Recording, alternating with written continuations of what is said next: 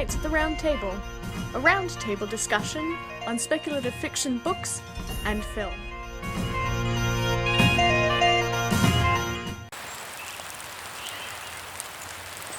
Hi everybody, welcome to the next episode of Knights at the Round Table. Sorry we're a bit late getting started with this stream. Things have been a little hectic here this morning. Today we are here, or currently we are discussing the 1982 animated movie Flight of the Dragons? Flight of Dragons. Flight of Dragons. 1982. I'm sitting at the table with my friend Nathan. In an unfortunate twist of events, Nathan's actually the only person who's seen this movie for this panel. Our other panelist, who had promised to be here, couldn't find it to watch, so that was a bit of an issue. It is a bit of a rare find. I happen to have the DVD at home because it's a movie from my childhood, so... Yeah. Okay, so, we're going to start with general impressions of the film. So this is a very important movie to my childhood. It was my favorite movie growing up. So it is very tinted by the eyes of nostalgia for me. Mm-hmm. Watching it again this week, you know, there were a couple of things that I was like, okay, that lived better in my memory, but generally it's still a movie that I adore. Excellent. What's the basic plot of the movie? Because I don't have general thoughts on it. I didn't watch it. So the basic plot of the movie is you have magic is something that actually exists in the world, and it is dying because man is turning from magic to technology to support like modern life and everything. And you have a few, like 4 wizards that each govern different. You have like the green wizard who govern nature. Then there's the blue wizard of the sea, and the yellow wizard of the skies and air and all that. And then you have the red wizard who governs violence and all that.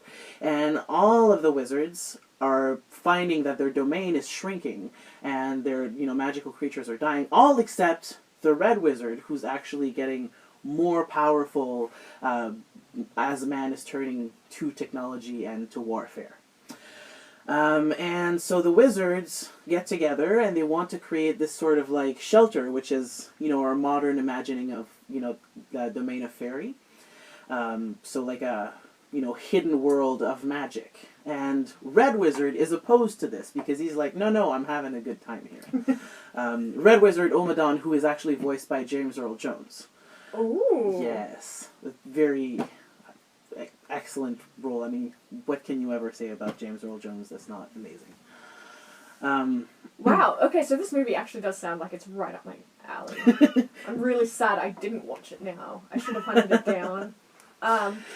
So anyways, Red Wizard turns against his brothers, and to take him down, the brothers have to do like what's called a sacred quest, so they have to follow like certain...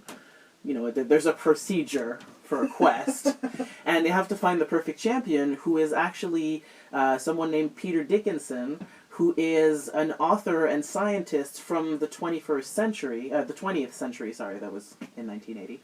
The 20th century, and who is someone who is obsessed by Dungeons and Dragons. Like, he's actually a board game designer, although he is a scientist by trade and profession. So they fetch him from the 20th century and bring him in this world of like dragons and princesses and fairies and elves, and he's just losing his mind with wonder. And it's actually really interesting that he is sort of the main character of this series, because he's like a little boy in a candy store once he's brought into this world. Like, he has this amazing, like, oh my god, look at this and look at that, and this is so cool. Fair though. Yeah, and then, spoiler alert, he gets accidentally merged into the body of one of the dragons who was supposed to go on the quest with him. So he has to learn how to be a dragon from scratch. And yeah, it's actually a really interesting story. So obviously they go off on this quest with like the older dragon who's retired and was not going to be part of that because he's old now and he doesn't like being this, but now he has to go because he has to teach the other dragon how to be an actual dragon. And then they meet all like these people, and yeah. Oh, that's really fracking cool. Yeah, I was obsessed with that movie as a child. I think it informed a lot of my future interests. Yeah, so it's like the Dark Crystal for me. Yeah, that's really cool. Although I do have a vague memory of it, so maybe I did watch it when I was really young. But yeah, it had a direct-to-video release in 1982, and it wasn't super popular until it started airing on TV in 1986. And that's, like, for me, when I used to watch it, it was every year at Christmas. There was a TV station in Quebec that showed, like, just animated films, and it was called a Ciné Cadeau, like Ciné Gift there. And so when the children were on holiday vacation, they would play movies, and we could just watch movies all day, so our parents could just put us in front of the TV and go do something. That was one of the movies.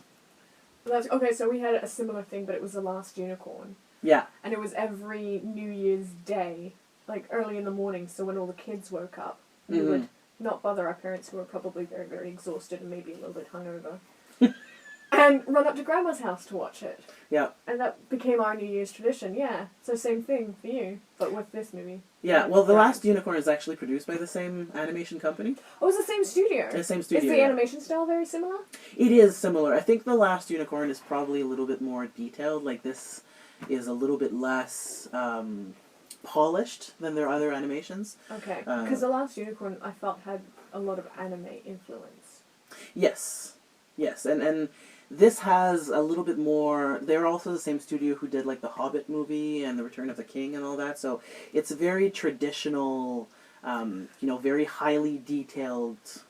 For the youngins, that's not Weta Studio. Not them. Yeah. So, yeah. That's super cool. Alright, I think we were talking upstairs, did you mention anything about the music in this, or...? Oh my god, the music in this is probably one of my favorites. I think about it and it still brings me chills. And they use it very, very well, too. There's, like, a sequence near the end of the movie that, there's an actual flight of dragons, because all the dragons have turned to Omidon's side, because he's somehow charmed them to his cause. And so they're attacking, like, these droves and droves and droves of, like, humongous dragons attacking this, like, little company of, like, 5 people. And so they're like, oh my god, everything is lost. But then they have this magic flute who was given to them at the beginning.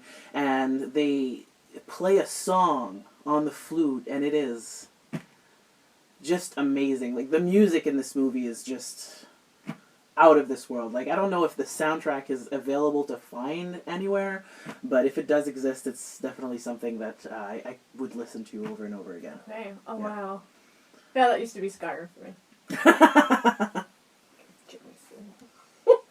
Pissed. Anyway! Anyway! But I think one of the most special things about this movie is the way that it feels exactly like a D&D quest. Like, they start off and then you have all these, like, obstacles. Like, there's this swarm of little rat creatures at the beginning that... that is very D&D. It is very, very D&D, but they have this special power where they're all together and they make this sound that makes you go mad. And it makes people, like, turn against each other and, like, sort of fight it. And then there's this magic wolf that has risen from the dead from the sea because of the blue wizard's power, who sends it, and because he's dead, he's immune to that power, so he's able to, like, break them free. And then there's, like, this bit where they have to fight a giant worm that's made of acid and everything, and Peter uses science a lot to defeat. Like, they're like, oh, it's this vile thing, and it's made of evil, and he's covered in evil. He's like, no, that's actually acid, and if you do it like that, we might be actually able to, like, trigger a chain reaction. And there's this really interesting overlap between science and magic, where, like, the movie is like, oh, they can't coexist, but you see that actually one and the other they're not separate, they're actually really, they depend on each other to exist. Yeah, so it was a ridiculous Facebook meme that was floating around, but it also made me grin maniacally, because it was somebody clipping somebody saying about how magic doesn't exist, and somebody replying, well, actually, we kind of power all of our electronics with little stones with runes inscribed on them. Yeah. And the guy was like, dude, that's electronics. And the guy goes, just because we know how it works doesn't mean it's not magic. Like, oh, yeah! That left me smiling all day. But that's it, and that's really cool. And Peter's character is really amazing in this, in that he has such, like, he's a scientist. He understands everything based on science. Like, there's a whole bit where they explain how dragons fly, and they're actually, like, full of hydrogen. And they eat limestone. Let's hope they don't explode. Well, that's it. They eat limestone to be able to ignite their fire, and they fly and release their fire to go down because, you know, it's sort of like a gas exchange. And the old dragon's just explaining this to Peter to make him understand how to fly, and Peter's like, oh, it's this and this and that. And, you know, and understanding science doesn't take away anything from the actual magic. It actually deepens our appreciation of it. Mm. That's super cool. I would. Now I really want to watch it. I'm really sad I didn't. I thought we had this handled. It's my bad. This is my fault, by the way, guys. This is all on me. Alright, so it was the same animation studio that did The Last Unicorn, Yes. right? When did The Last Unicorn come out? Do you remember? I think it was a bit later. It was a bit later. Yeah. Okay. So that would explain the differences in the animation. Mm-hmm. Right. And they're both adapted from novels, too. This one's adapted from, I cannot remember. I think it's called Flight of Dragons, but I know it's George and the Dragon. George and the Dragon? Something like that, yeah. Really? It was something like that. Now I have to look it up on Wikipedia. Yeah, because George and the Dragon is sort of a British myth about how yeah, but George there's also slew the dragon. Yeah, but there's a novel, Flight of Dragons. Hey. Flights from Ottawa. Technology No, is not magic. Flights from Ottawa. Flights from Ottawa. Perfect. Why not, eh? The Flight of Dragons. Because if it is adapted from a novel, I'm adding that novel to the bowl. The Dragon and the George. The Dragon and the George. The Dragon and the George. It's a 1976 novel by George Dixon. And in a funny enough turn, there was a book called The Flight of Dragons by Peter Dickinson, which is like a sort of like a pseudoscientific explanation of dragons, and they sort of like merged these two books to make this movie, and it really works. Oh, that's cool. Yeah. Okay, so I'm going to suggest then that the way they did the exposition for how dragons fly and what they do was better in this animation than it has been in other movies that deal with dragons looking specifically at Heart of Fire. Yeah, I've not seen that one. Or was it Heart of Fire? Oh, I can't remember it. No, that was the one with the good dragon. It was Reign of Fire, wasn't it? Reign of Fire, Yeah. Thank you. I heard of it, but I did not see it. Oh god. Oh god. Oh god. I know I've mentioned this in other panels, but there's a scene where they're all sitting around a boardroom and one of the guys is explaining how exactly dragons create fire. I'm like, this is not useful information. It is unnecessary to spend 15 minutes of this movie Oh my god. explaining how dragons exactly create fire. It doesn't factor into any of your plans. Shut up. Yeah, no, see, this scene is actually really good where they explain the Flight of Dragons, because, first of all, it lasts less than 5 minutes. Second of all, it's really, like, told from the perspective of, like, you should know this. Yeah. You know, kind of thing. And Peter's wonder at, like, oh my god, and excitement at like, how this works really makes the explanation land really well. You know, no matter, like, if you agree or not with, like, how this works or whatever, like, it's the way that he receives... It's not clunky. No, it's not clunky. It's very, very smooth, and Peter obviously needs to know this because he needs to be able to fly, because they can't just... He has tiny little legs. Dragons don't walk very well. You know? It's funny because it also, like, he extrapolates from this, like, oh, and then it makes sense, like, sometimes they breathe fire in their sleep, so that's why they need to sleep on metal, because it won't ignite, right? And they prefer gold because it's the softest of metal, and this is why dragons have hordes. Like, you know? Somebody put in a lot of thought. A lot of Holy thought, crap. yeah, for sure. That's great. Okay, so it sounds to me like it's a fairly male-heavy? It is a very male-heavy movie. There are two prominent female characters, one of which is amazing. There's Danielle the Archer, who is like... I love her already. She's this kind of like Robin Hood character, and when you meet her, she has all her hair like tucked in her cap, and like the knight guy, who's kind of a... He could be a creep, but he somehow manages to like not quite be a creep. Anyway, he he addresses her as a man at first, and then she takes off her cap, and it's this gorgeous woman, but she's like, she's the leader of the elves in the woods. She's very like, like business, and no, like we're doing this. You're on a territory. Oh, your dragons are not evil. Oh, you're actually out to stop Omadon. Okay, we'll help you. Kind of thing. Like she's this very... She has a lot of agency. She's not a prize to be won. She's just there to help the quest because she's also a warrior in full rights. And then there's Melisande, who is the princess. Uh-oh. And yeah, she could have been awesome because she has like these awesome powers of like clairvoyance and everything. But then there's like an accident at the beginning of the movie, and she spends most of the movie in the coma. Oh no, they fridged her. Yes. And like she's also like completely in love with Peter, even though they spent like 5 minutes together. And like he completes the quest and wins the princess at the end, and I'm like, this movie... Whoa, is he still a dragon when he wins the princess? No, he's a man now. Damn. Because he eventually realizes, and like this is a thing, like he eventually goes like, well, two bodies can't inhabit the same space, and poof, he's out of the dragon.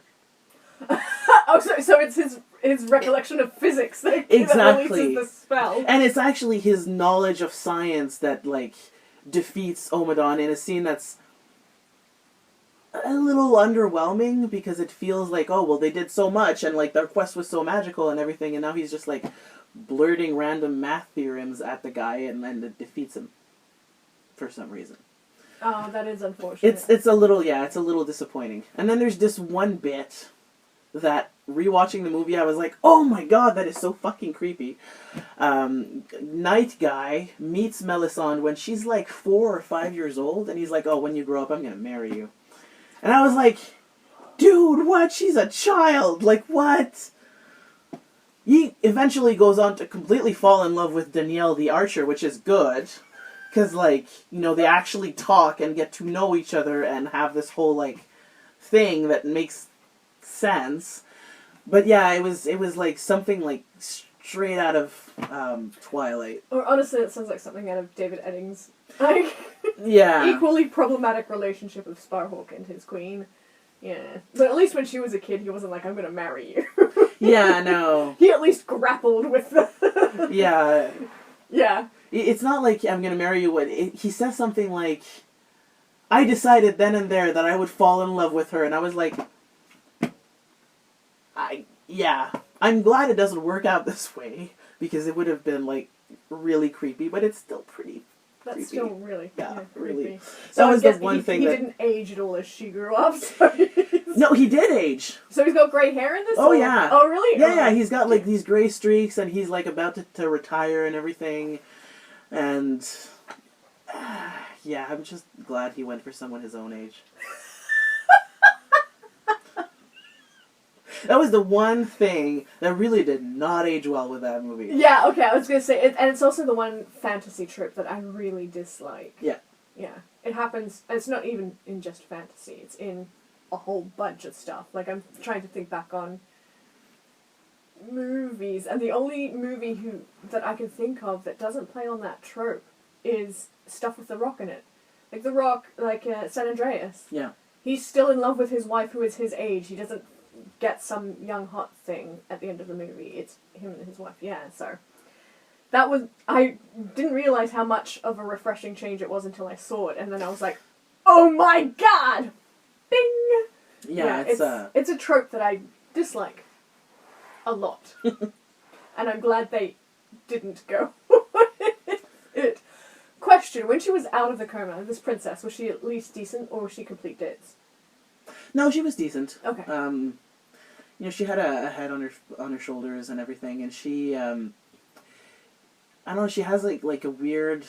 She has a good relationship with green wizard, who is like her father figure, because he adopted her when she was a child and her parents had been killed in some things that it never actually gets explained.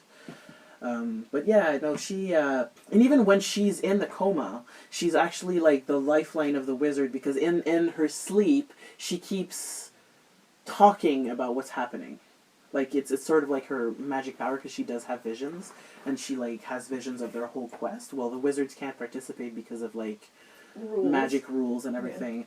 Yeah. She keeps them apprised, and that's how they're able to, like, send help, like the wolf and everything. But yeah, she could have had a lot more agency. Yeah. Yeah. Although, like, being clairvoyant, etc., is kind of OP in this kind of quest. Yeah. So... Yeah. Yeah. Problematic, but, you know, it's not, like, this huge... Oh my god! Apart from that one line. That is really creepy. Like, my palms are itching because of it. Yeah. That's gross. Ew. Night. Mm. Alright, so, because it is just you... Sorry, everyone.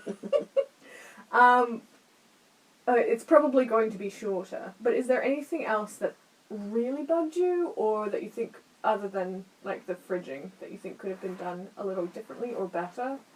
Honestly, apart from that, I really, really still enjoy that movie. The adventure itself is really, really fun, and a lot of the things feel a bit random, but that's just the fantasy, like, that's the fantasy journey. You know how they, like, have an obstacle and then another obstacle and another obstacle, but they're all sort of related because they're all sort of manipulated by Omadon. I mean, it really does sound like it's your basic D&D campaign. It is. You travel to a place, oh no, things to fight. Yeah. Yay, you won. You travel to a place, oh no, things to fight. Pretty much. And the villains are nice because they increase, like, the ante every time. Like, yes, so basically, you level up. Exactly.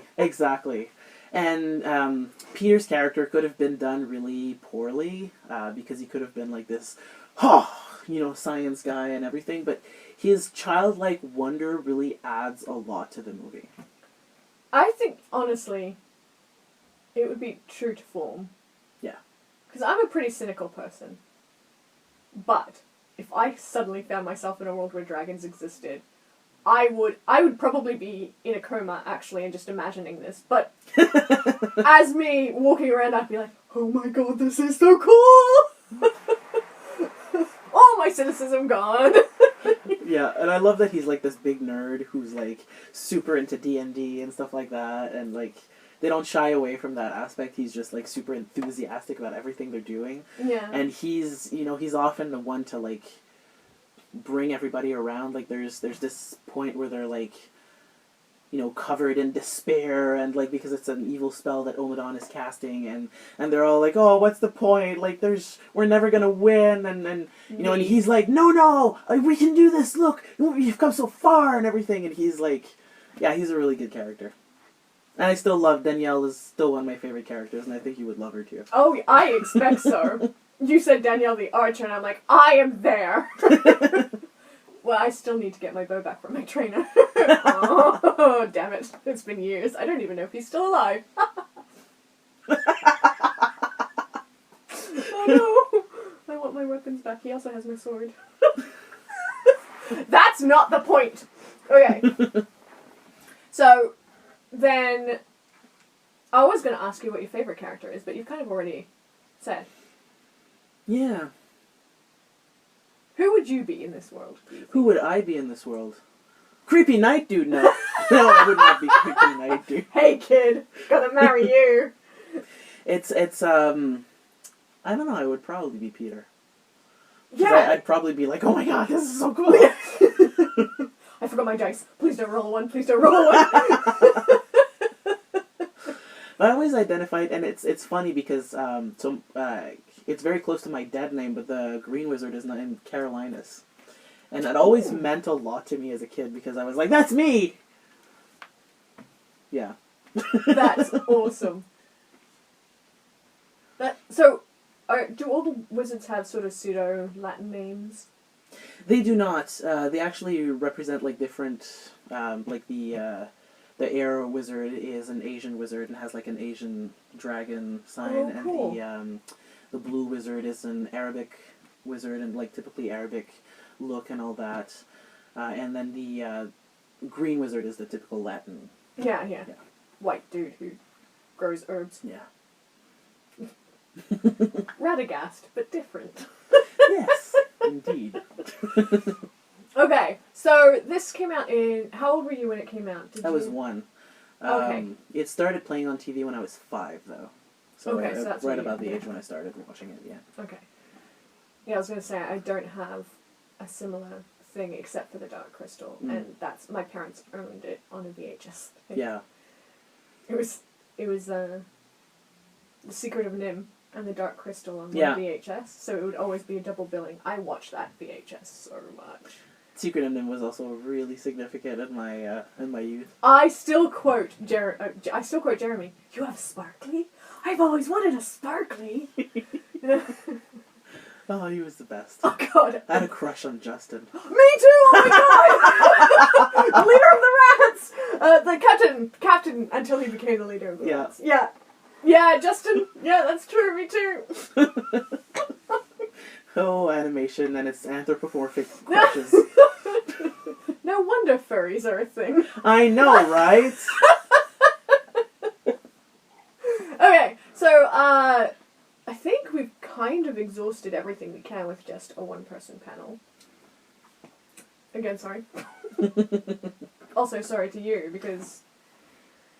That's fine. I put it in the bowl. I knew I was going to talk about it. I should have watched it, and no one said I didn't. Maybe the PS Station has it, and I can rent it. I don't know. That was my tummy. That was me. Oh, that was your tummy? Oh, but my tummy's a loud one. Okay. Final thoughts then and star rating. It's always going to be a favorite of mine. I wish my children would enjoy it, but they're spoiled for animation because they're born in the 2000s. So, You wouldn't think at that age that it would matter. They're so young. yeah, but you know, I guess there's a wealth of things that are available. Like, they have Netflix, why would they sit down and watch a movie? You know what I mean? Enough. Like, yeah. Anyway, I put this on and they were like, "This is boring! I want to watch Paw Patrol." Fine. I want to watch Paw Patrol. Sit down and watch culture. Yeah, so it's gonna remain as one of my favorite animation films of all time. Definite 4 out of 5. Oh, yeah, okay. It definitely sounds like I need to watch it. Also, I want that book just to compare. So you get to pick the next one. Yay! You've picked well thus far. Right.